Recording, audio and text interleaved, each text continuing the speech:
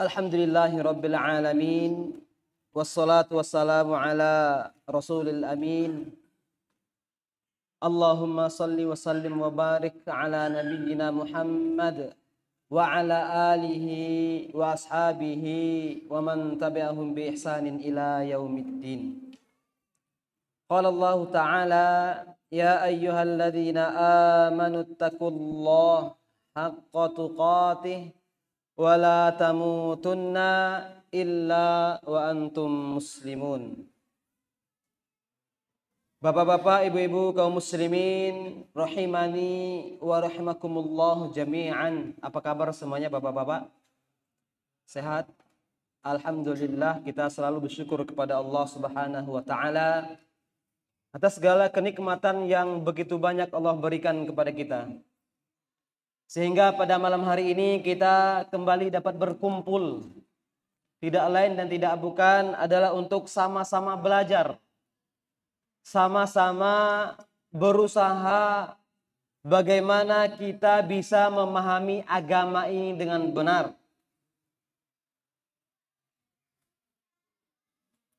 Maka kenikmatan seperti ini Bapak Ibu sekalian mestinya selalu kita syukuri dengan menggunakan kenikmatan tersebut sebagaimana mestinya. Dan insya Allah pada malam hari ini kita akan melanjutkan pembahasan kita Bapak Ibu sekalian. Pembahasan yang tertinggal sebelumnya yaitu tentang adab. Tapi sebelum kita masuk pada pembahasan pada malam hari ini Bapak Ibu sekalian,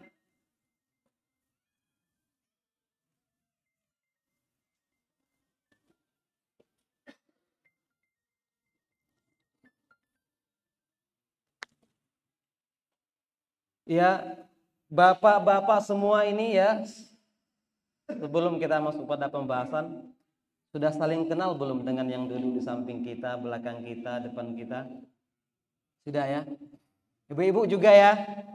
Sudah saling kenal belum depan belakangnya? Kalau belum, kenalan terlebih dahulu. Karena kenapa bapak-bapak ibu sekalian?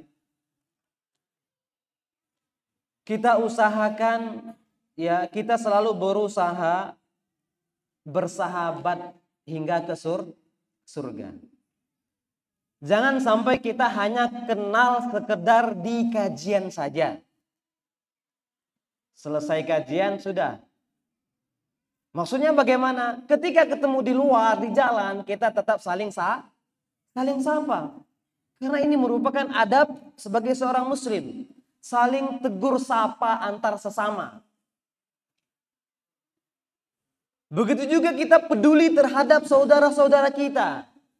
Jadi jangan sahabat kita ini hanya sebatas di Masjid An-Nur atau di Masjid Nurul Hakim.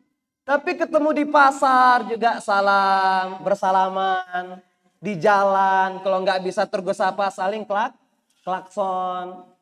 Terutama lagi kepada kita-kita yang misalnya kalau dulu barengan kajian, sering hadir di kajian. Sekarang kok sudah jarang ke kajian. Kita ajak kembali. Karena di antara bukti kasih sayang seorang sahabat kepada sahabatnya yaitu bagaimana mereka bisa bermanfaat untuk akhirat. Jadi kalau ada misalnya saudara kita atau ikhwan kita yang bisa dikatakan dulu rajin kajian, dulu rajin belajar, dulu semangat belajar. Sekarang sudah jarang kelihatan di kajian. Nah, coba dirangkul kembali. Karena masuk surga itu ya jangan sendirian. Kalau bisa bareng-bareng. Maka ini diantara bentuk kepedulian kita kepada saudara kita. Jangan sampai kita tidak peduli. Si fulan sudah lama tidak kajian. Kadang sudah jarang kelihatan di masjid. Ada apa dengan mereka? Ada apa dengan dia? Kita ajak kembali. Ya, ahlus sunnah itu sedikit. Maka jangan dibikin tambah sedikit dengan kurangnya adab kita, kurangnya kepedulian kita kepada saudara-saudara kita. Saya teringat dulu Bapak Ibu sekalian, Kalau nggak salah itu tahun 2003, awal-awal saya mondok. Saya mondok tahun 2002 di Pekanbaru. Jadi ikhwan-ikhwan ketika itu ya, kalau seandainya nggak hadir 2 kali kajian rutin, nggak hadir 2 kali kajian, jadi jemaah itu untuk minggu ketiganya datang ke rumah dia. Ngapain? Kenapa kok nggak pernah kelihatan lagi di kajian? Ada apa? Mungkin ada yang bisa kita bantu. Jadi diajak kembali. Ini diantara bentuk kasih sayang kita kepada saudara-saudara kita. Maka dari itu, bagi bapak-bapak yang belum kenal samping, belakang, depan, ibu-ibu juga, jangan lupa kenalan terlebih dahulu. Ya, mudah-mudahan kita bersahabat hingga ke surga. Toib, hari apa hari ini bapak-bapak sekalian? Hari Jumat.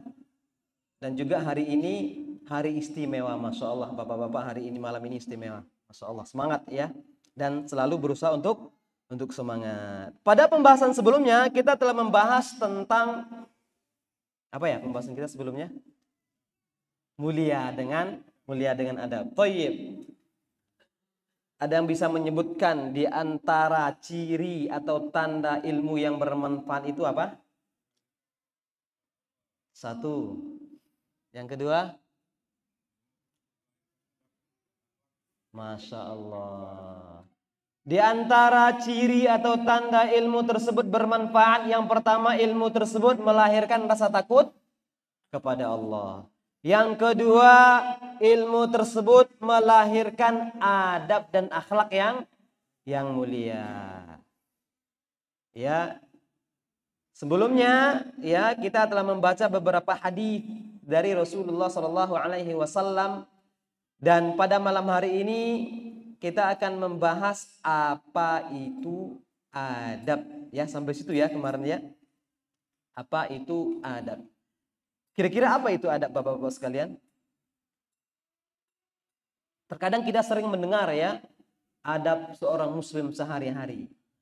Atau adab keseharian kita. Dan banyak lagi adab yang lainnya seperti itu. Ikhwan fiddin rahimani wa rahimakumullah jami'an. Adab ini ya, ini merupakan suatu yang sangat istimewa di dalam agama kita. Adab atau akhlak ini adalah suatu yang dimuliakan oleh Allah Subhanahu wa taala. Dispesialkan. Kenapa disebut spesial? Karena agama Islam sangat peduli terhadap yang namanya adab ini. Bahkan sampai Allah Subhanahu wa taala mengutus seorang rasul. Di dalam sebuah hadis Nabi sallallahu alaihi wasallam mengatakan, "Innama bu'ittu liutammima makarimal akhlaq." Kata Nabi sallallahu alaihi wasallam, sesungguhnya aku diutus oleh Allah. Di antaranya adalah untuk menyempurnakan kemuliaan akhlak di dunia ini. Bagaimana ketika itu di masa jahiliyah? Masih ada nggak zaman jahiliyah sekarang bapak sekalian? Apakah masih ada zaman jahiliyah? Terkadang kita sering mendengar ya, dulu Pak, waktu saya masih zaman jahiliyah, Masya Allah sudah lama hidupnya ini. Ya kan? Dulu ketika saya masih di zaman jahiliyah, ini umur sudah berapa sekarang gitu ya kan? Kalau zaman jahiliyah itu sudah tidak ada lagi. Sudah tidak ada lagi. Maka jangan pernah kita mengatakan dulu waktu saya masih di zaman jahiliyah. Itu sudah ribuan tahun umur antum berarti. Kalau zaman sudah tidak ada lagi. Tapi kalau apa? Kalau perbuatan jahiliyah masih ada.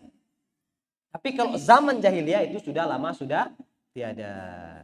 Jadi ketika itu di zaman-zaman jahiliyah, ya, bagaimana akhlak ketika itu? Makanya Allah Subhanahu wa taala mengutus seorang rasul. Di antara tujuannya untuk bagaimana memuliakan akhlak. Jadi begitu besarnya perhatian Allah Subhanahu wa taala terhadap akhlak ini. Ya. Dan ini bukan tanpa alasan. Justru sebuah kerugian yang sangat besar, terutama yang mengatakan dirinya sebagai ahlus sunnah, tidak peduli terhadap adab atau akhlak ini. Maka jangan sampai kita tidak peduli terhadap akhlak dan adab di dalam keseharian kita. Ahlus sunnah itu dia peduli terhadap akhlaknya. Bagaimana di dalam kehidupannya ini tidak berusaha tidak mengganggu orang lain, tidak tersakiti orang lain, tidak tersakiti karena adab dan akhlaknya. Makanya Nabi SAW mengatakan, ma syai'un athqalu fi mizanil mu'min yaumal qiyamati min khuluqin hasanin. Subhanallah. Kata Nabi SAW, tidak ada sesuatu apapun yang paling berat di dalam timbangan seorang mukmin nanti pada hari kiamat, melainkan daripada adab dan akhlaknya yang mulia. Jadi adab dan akhlak yang mulia ini nanti akan menjadi pemberat timbangan di akhirat kelak. Yang ketika itu kita sangat-sangat membutuhkan amalan untuk memberatkan amalan kita. Ternyata Nabi SAW menyampaikan di akhlak dan adab yang baik tersebut nanti akan menjadi pemberat di hari kiamat bagi seorang mukmin. Oleh karena itu Bapak-bapak sekalian, ya, kualitas diri seorang muslim itu tidak dilihat dari bagaimana ilmunya, bagaimana gelarnya, bagaimana kedudukannya, bagaimana jabatannya. Tidak seperti ini. Tetapi kualitas hidup seorang muslim dilihat bagaimana mereka mengamalkan ilmunya, bagaimana ilmunya tersebut perhatian terhadap akhlak dia, perhatian terhadap adab keseharian dia. Maka di dalam sebuah hadis Nabi mengatakan, sebaik-baik kalian adalah orang yang paling mulia akhlaknya, kata Nabi SAW. Oleh karenanya Bapak-bapak Ibu sekalian, adab ini menjadi amal yang bisa ditanamkan kepada diri kita, kepada keluarga kita. Begitu juga kepada anak-anak kita. Terutama kepada anak-anak kita. Bagaimana kita tanamkan adab kepada mereka dari sedini mungkin. Ajarkan mereka adab. Bagaimana berakhlak yang mulia. Bukan hanya kepada anak-anak. Kepada istri. Kepada keluarga tentunya. Ajar mereka, tanamkan kepada mereka adab yang baik. Kalau seandainya orang tua memahami di antara kewajibannya menanamkan akhlak yang baik kepada anak-anaknya, maka salah satu di antara sebab agar pencegahan atau bagaimana mencegah atau mengatasi bullying terhadap dunia pendidikan saat ini Bapak-Ibu sekalian, itu dengan adab dan akhlak. Tanamkan kepada anak dari sedini mungkin bagaimana menjadi anak yang beradab dan anak yang berakhlak. Makanya Nabi SAW dan para sahabat mengajarkan kepada kita di antara doa agar kita bisa beradab, berakhlak mulia di dalam kehidupan kita, sebagaimana dari sahabat Ziyad bin Alaqah, dari pamannya Nabi SAW sering membaca doa, yaitu Allahumma inni a'udzubika min munkaratil akhlaqi wal a'mali wal ahwa. Ya Allah, aku berlindung kepada Engkau ya Allah dari akhlak yang jelek, dari amalan yang jelek, dan dari hawa nafsu yang mungkar. Begitu perhatian Allah dan Rasulnya terhadap adab dan akhlak di dalam kehidupan kita. Semoga Allah Subhanahu wa taala selalu menganugerahkan kepada kita adab dan akhlak yang mulia. Jadi ada adab, ada akhlak. Apa ya perbedaan adab dan akhlak Bos sekalian? Ada adab, ada akhlak. Kalau adab tadi apa? Oh, belum ya? Perbuatan. Kalau akhlak sikap. Masya Allah. Ahsanta. Jadi ada adab, ada akhlak. Sekilas kalau kita mendengar antara adab dan akhlak ini Bapak-Ibu sekalian, ya bisa dikatakan sama. Di antaranya ya para ulama memang ada yang membedakan, ada yang menyamakan antara adab dan akhlak ini. Adab ya maupun akhlak ini dua-duanya akan tergambar di dalam pikiran kita sesuatu yang baik-baik. Namun secara keseluruhan ya adab itu memiliki arti yaitu segala bentuk sikap atau perilaku atau tata cara hidup yang mencerminkan nilai sopan santun dan mencerminkan kebaikan serta budi pekerti dan akhlak yang baik. Itu adab. Ya. Bentuk sikap atau perilaku atau tata cara hidup. Dan adab ini lebih ya identik dengan suatu aturan atau norma. Ini adab. Jadi adab itu lebih kepada aturan atau norma yang di dalamnya disebutkan suatu perbuatan. Kalau ada perbuatan ya maka di situ ada adabnya. Contoh misal adab makan misal. Adab makan. Bisa nggak kita katakan akhlak makan? Pernah nggak dengar akhlak makan loh sekalian? Yang ada adab makan.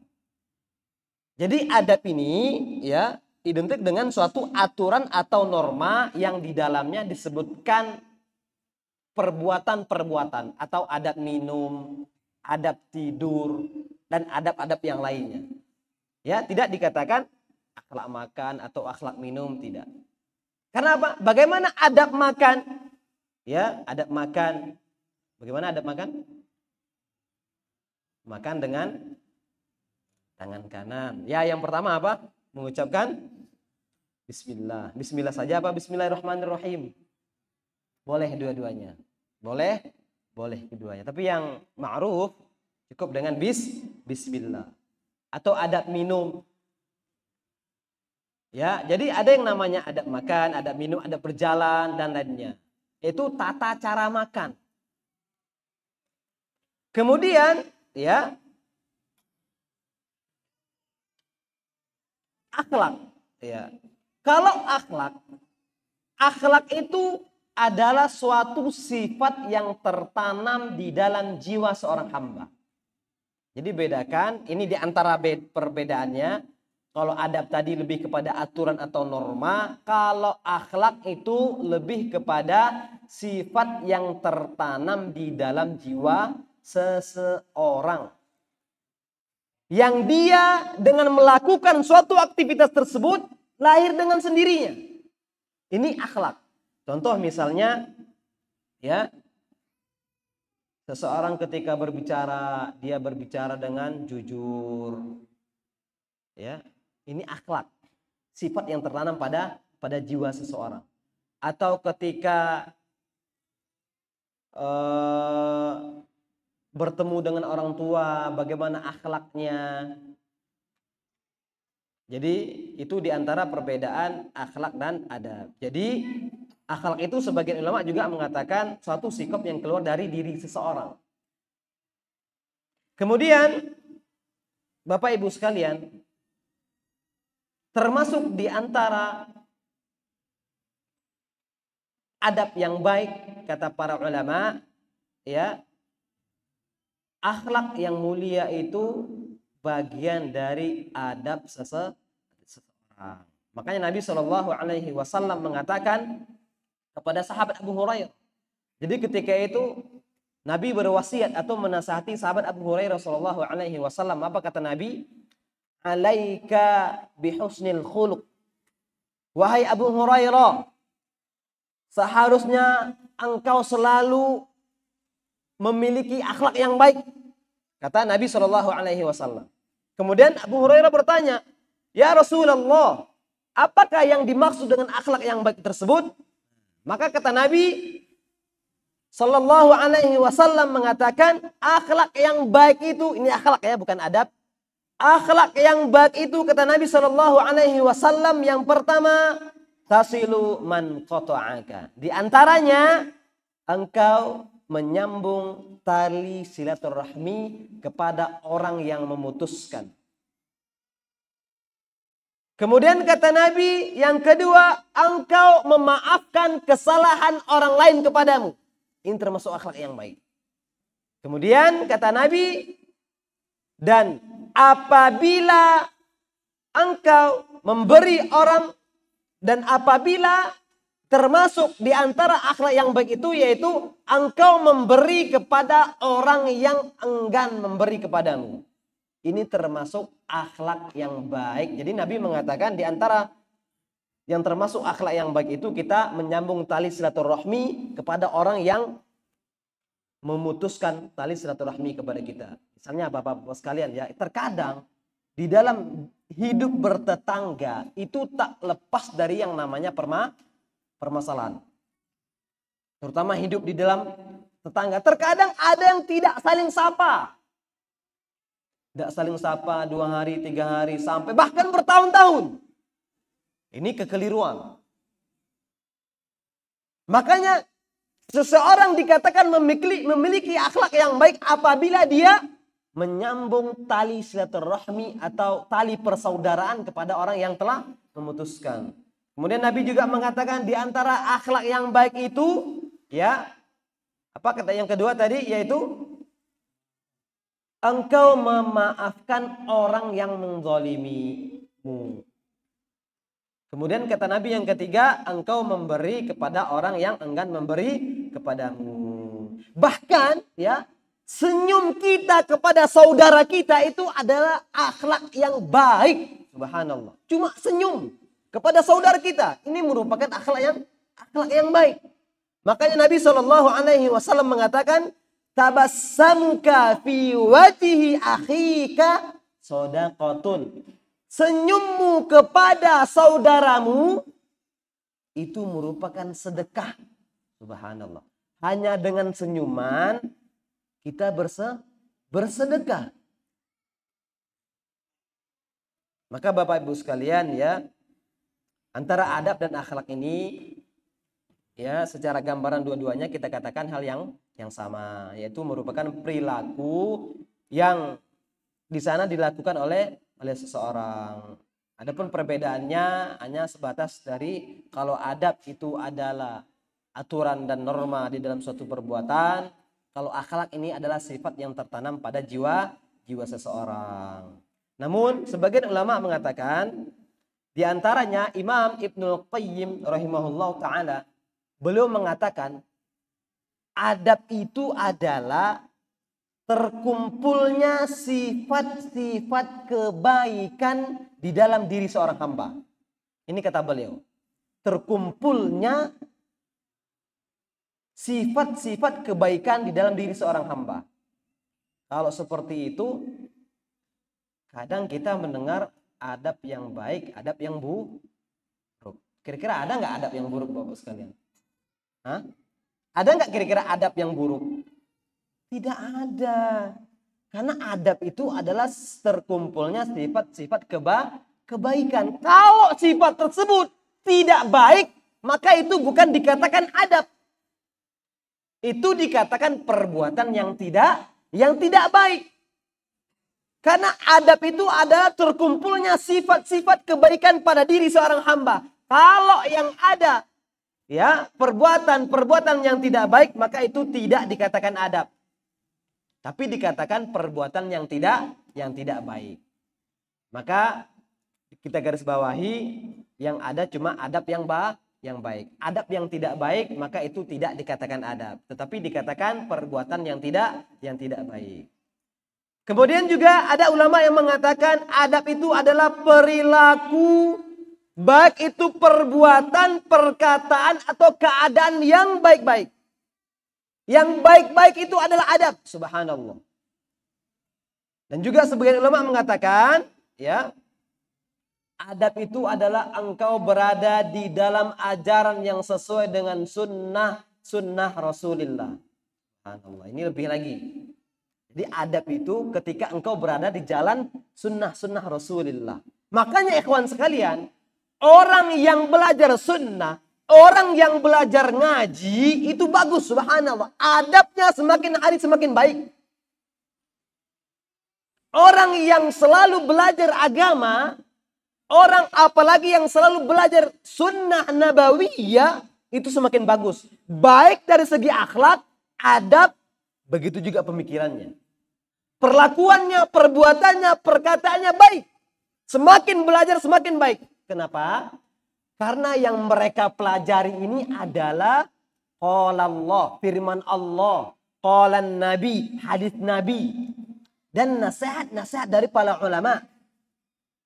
Jadi kalau ada orang yang belajar sunnah ini, yang selalu belajar tapi akhlaknya tidak benar, adabnya tidak baik, maka dipertanyakan apa yang mereka pelajari.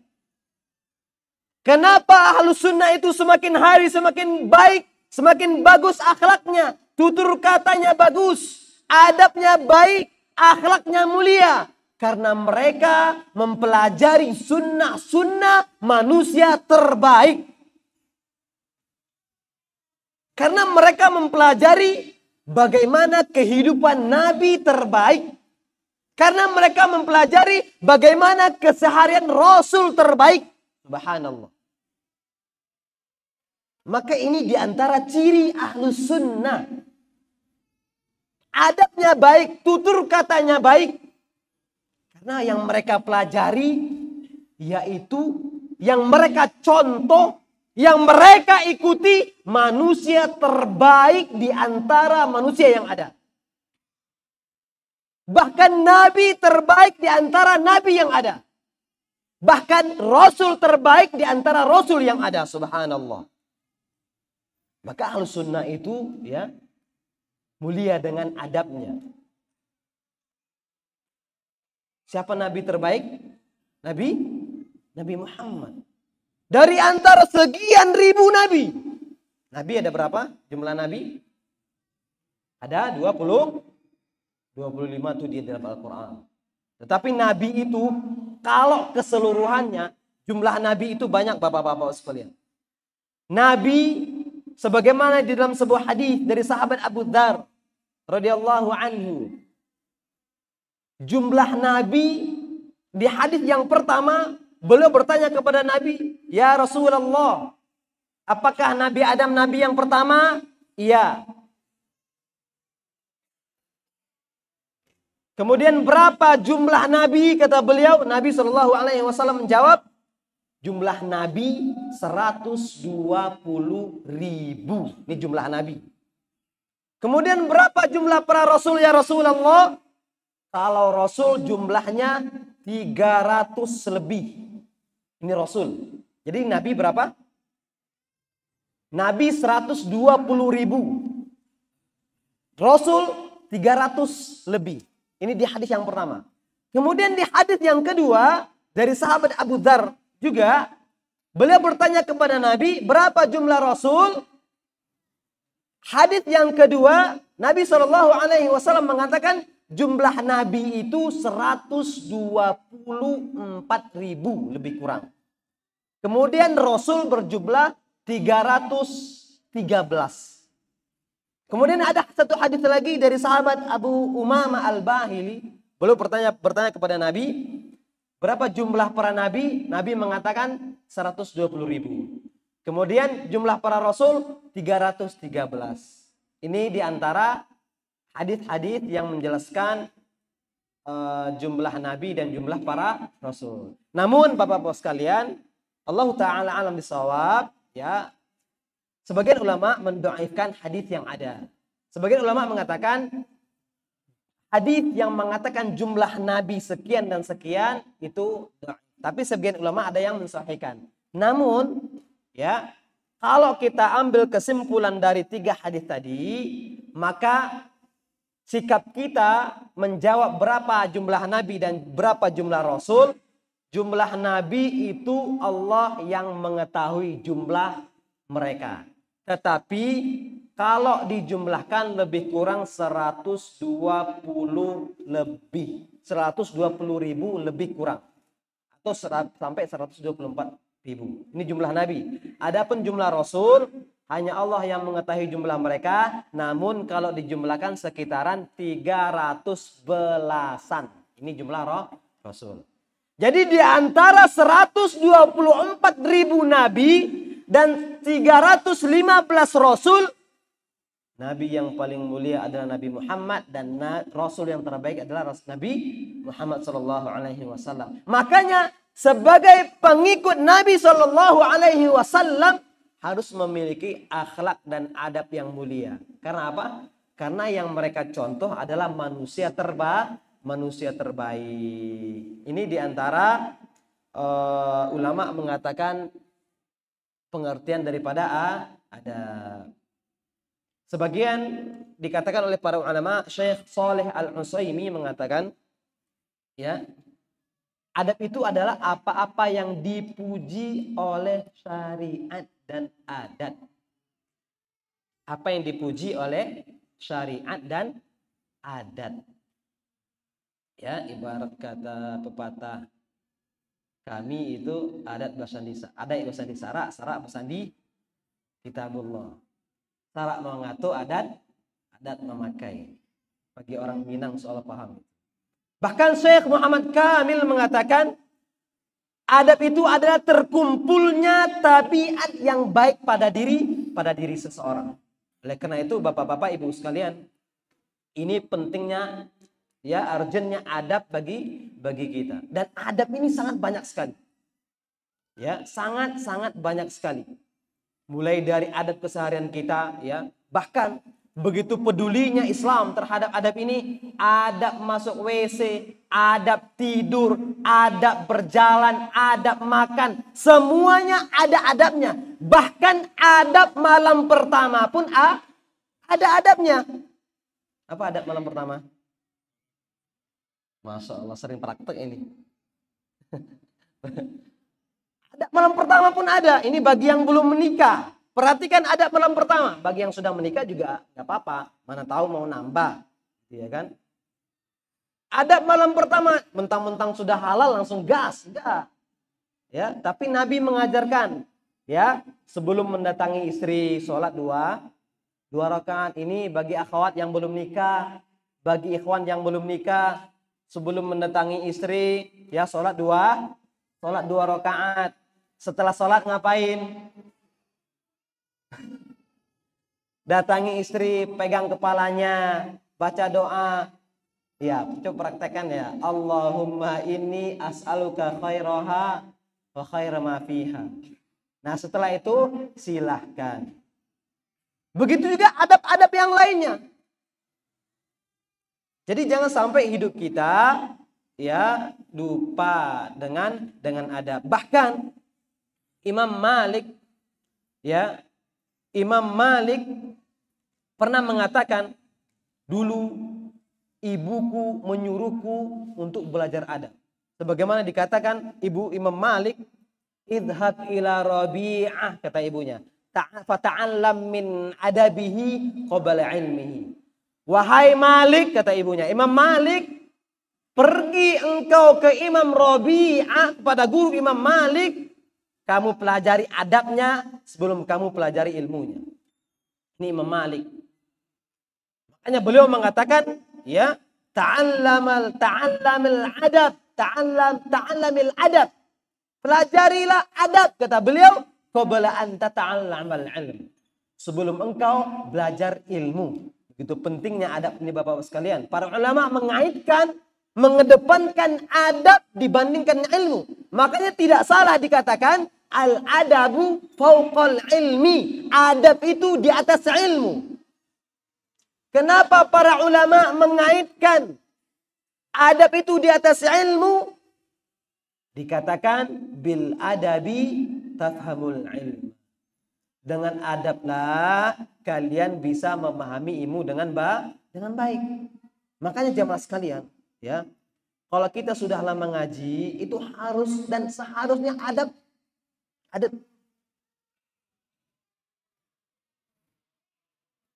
Masih ada waktu sedikit Isa.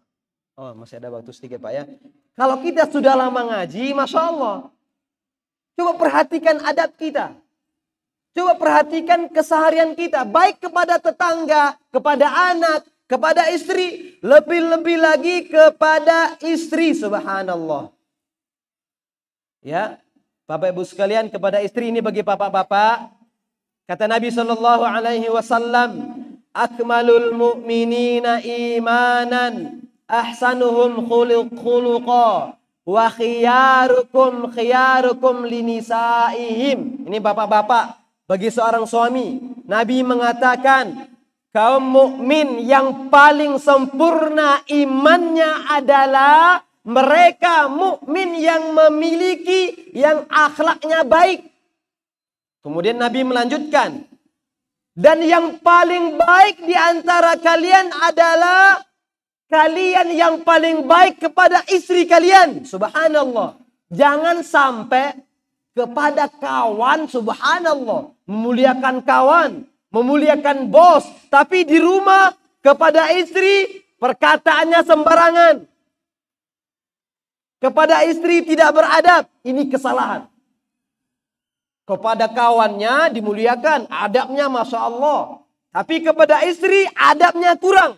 Ini kekeliruan. Makanya Nabi menyampaikan, ya, akmalul mu'minin imanan. Mukmin yang paling sempurna keimanannya yaitu mukmin yang memiliki akhlak yang baik.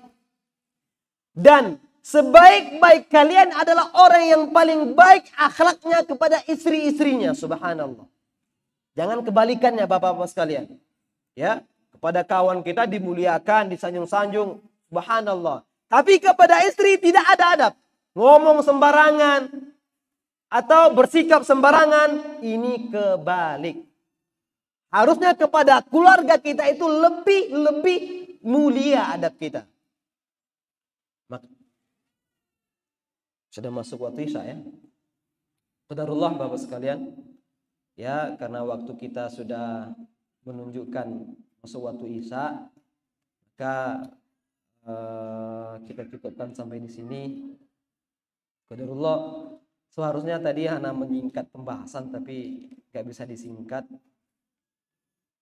Ya, mudah-mudahan di lain kesempatan Allah berikan kita untuk melanjutkan. Karena ada sedikit beberapa pembahasan, yaitu kenapa kita perlu mempelajari adab ini. Di antaranya banyak hadis yang belum kita sampaikan, dan ini poin pentingnya sebenarnya.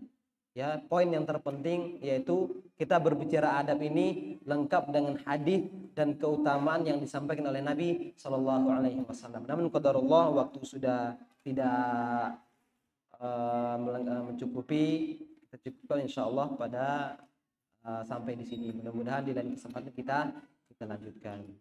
Baik, jazakumullah khairan. Subhanakallahumma wa bihamdika asyhadu an la ilaha illa anta astaghfiruka wa atubu ilaik. Wassalamualaikum warahmatullahi wabarakatuh.